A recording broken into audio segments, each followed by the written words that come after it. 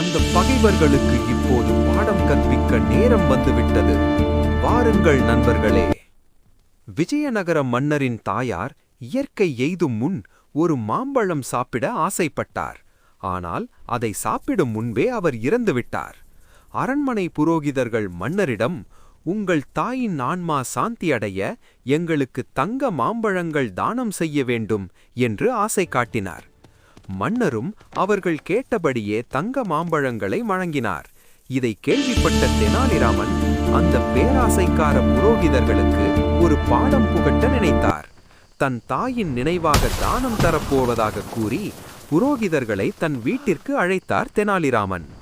அவர்கள் வந்தவுடன் பழுக்க காய்ச்சிய இரும்பு தண்டால் அவர்களை சூடு வைக்க முயன்றார். புரோகிதர்கள், தெனாலிராமா, என்ன காரியம் செய்கிறாய்? ஏன் எங்களை சூடு வைக்கிறாய்?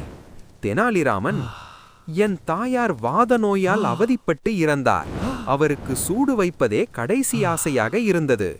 நீங்கள் மன்னரின் தாயார் ஆசையை தங்க மாம்பழம் மூலம் நிறைவேற்றியது போல நான் என் தாயின் ஆசையை உங்கள் மூலம் நிறைவேற்றுகிறேன் என்றார்.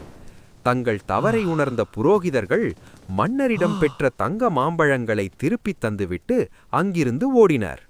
தெனாலிராமன் தன் புத்திசாலித்தனத்தால் நாட்டின் செல்வத்தை காப்பாற்றினார். நீதி, பேராசை பெருநஷ்டம்.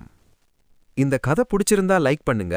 நாளைய கதைக்காக சப்ஸ்கிரைப் பண்ணி ரெடியாகிடுங்க நண்பர்களே.